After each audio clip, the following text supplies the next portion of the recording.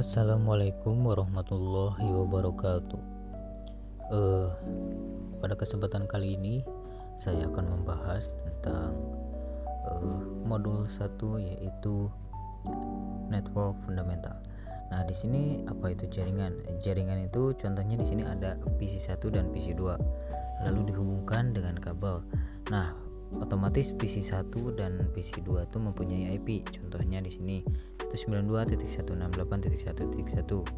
Nah, untuk PC2 di sini ada 192.168.1.2. Nah, jika PC1 dan PC2 berhubungan itu udah termasuk pada jaringan ya. Nah, di sini jika ingin memanggil ya PC1 ke PC2 menggunakan IP address, maka akan terpanggil ya, akan terhubung karena itu sudah saling mempunyai IP address ya teman-teman.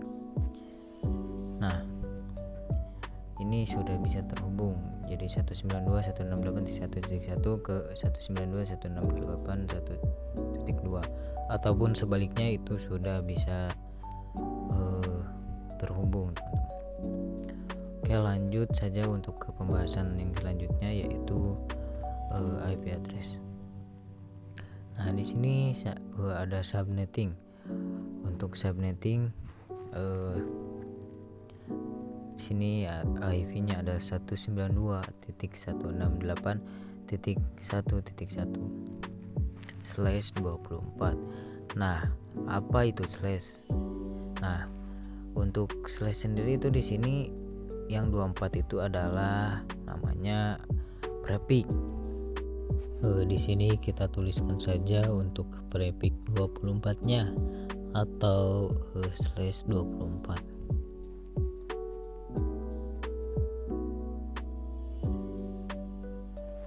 Nah, untuk /24 ini adalah menentukan berapa jumlah IP yang bisa digunakan gitu teman-teman. Kita tulis di sini prefix, yaitu menentukan jumlah IP yang bisa digunakan ya teman-teman.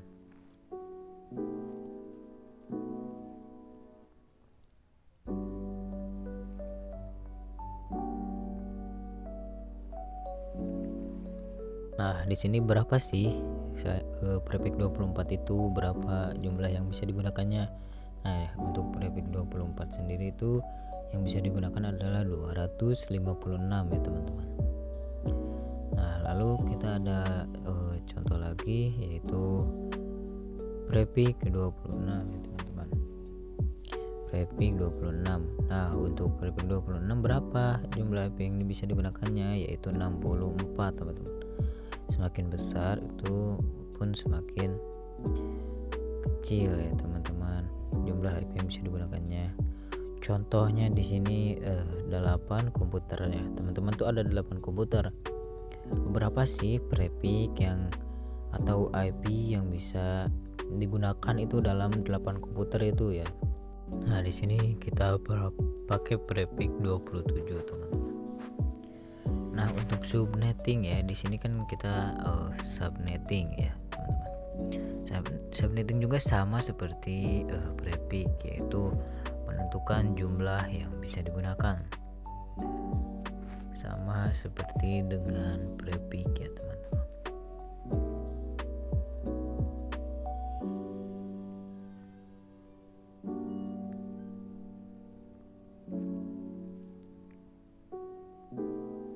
Nah, di sini kita coba hitung IP 192.168.1.1/25 atau prefix 25.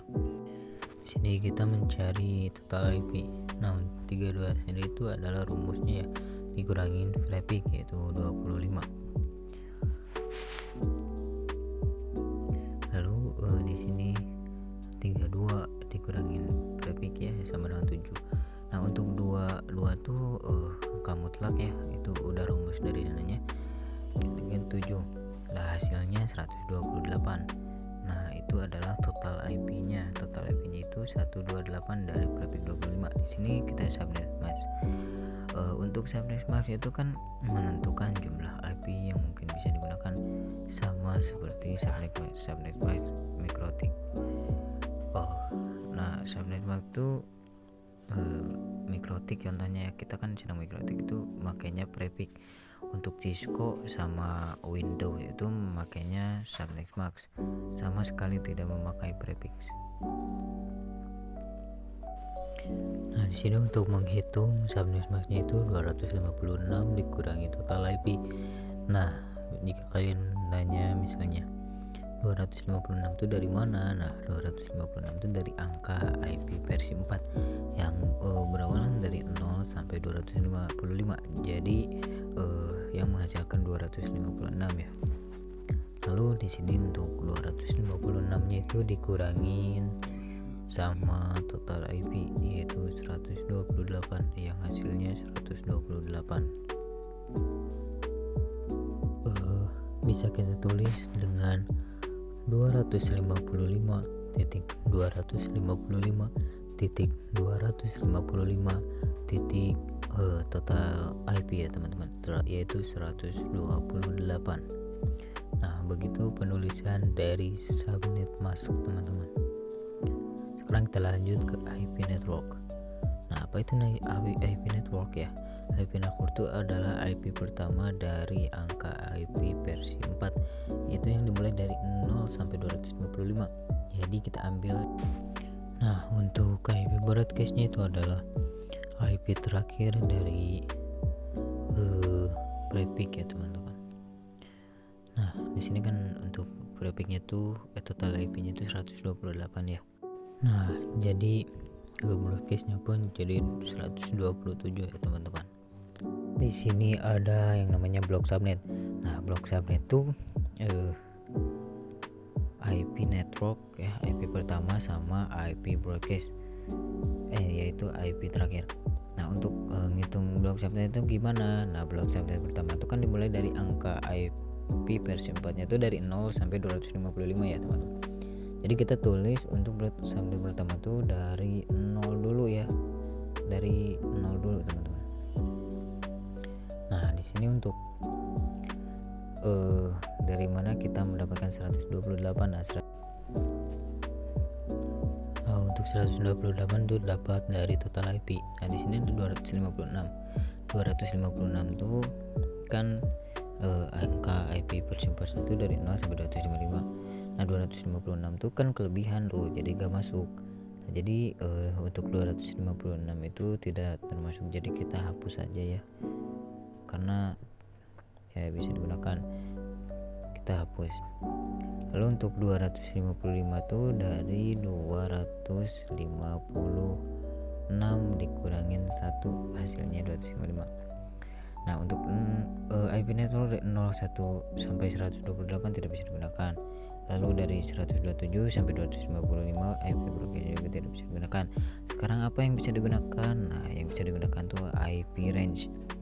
Nah untuk IP range sendiri itu dari angka IP versi 4 kan itu tuh dimulainya dari IP pertama ya, yaitu 0. Jadi setelah 0 tuh ada 1. Nah untuk 126 nya tuh dari mana? Nah untuk 126 tuh dari IP broadcast ya.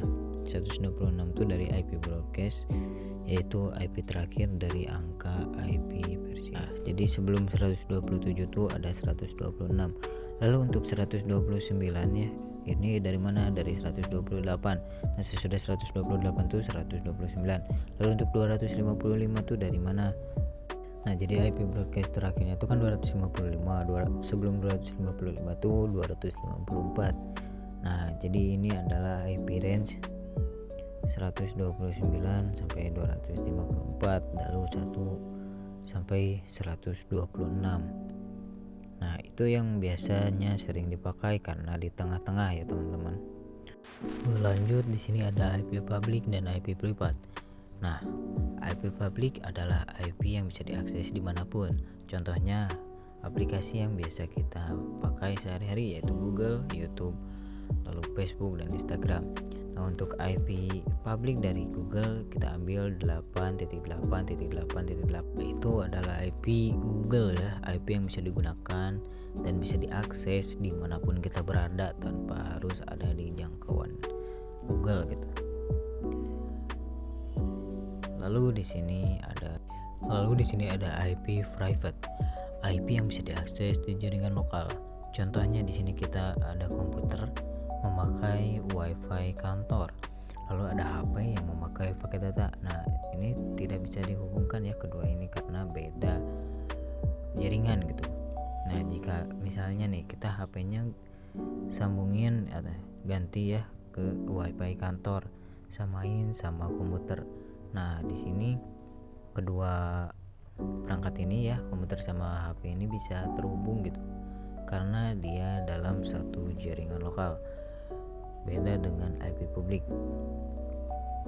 Nah, di sini kita coba ya untuk HP kita hapus, lalu kita ganti dengan WiFi rumah. Nah, di sini kita tidak bisa, apalagi begini karena ini sudah beda ya, tidak bisa. Nah, di sini untuk IP private range-nya ya, IP range privatnya tuh di sini contoh, kita ambil contoh IP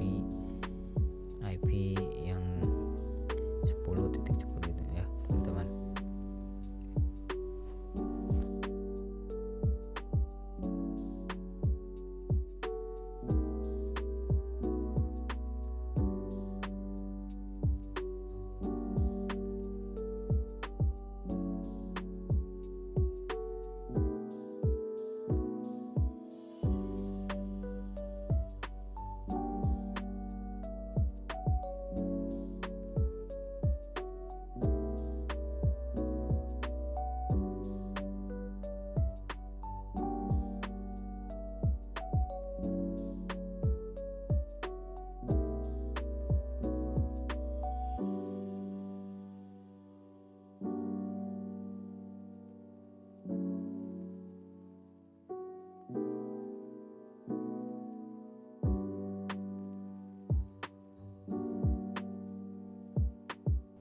Nah, jika di sini teman-teman ingin meng-setup gitu ya, jaringan lokal, saya sarankan teman-teman menggunakan IP range ini ya, yang di atas, IP range privat ya.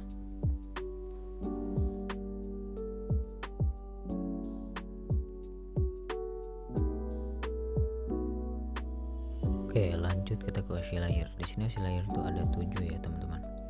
Tapi karena kita token engineering, kita cuman mendalami 3 aja, yaitu physical, data link, dan network. Lanjut aja ya ke pembahasan teman-teman. Di sini saya ada physical, lalu untuk perangkatnya tuh ada hub. Nah, fungsi hub tuh menghubungkan komputer dalam satu subnet. Nah, di sini PC 1, lalu PC 2 dan PC 3 ya teman-teman, mempunyai IP address yaitu 172.16.172.16.172.172.16.103. Nah, kan ini tuh sudah dalam satu subnet.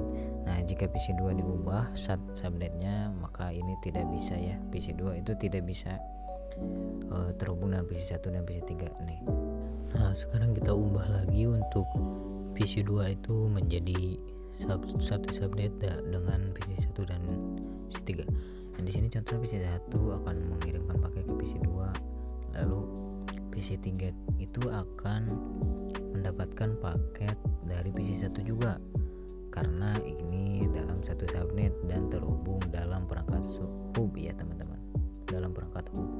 Nah, jadi menghubungkan komputer dalam satu subnet itu, jika PC 1 ke 3, PC 2 akan menerima, PC 2 ke PC 1 juga akan menerima, jadi semuanya akan menerima. Lalu yang kedua ini ada data link. Data link itu menggunakan switch ya teman-teman, yang fungsinya itu sama kayak yang di atas ya, yaitu menghubungkan komputer dalam satu subnet. Namun di sini switch itu contohnya nih, PC 1 dan PC 2, PC 3 itu mempunyai IP ya. Tapi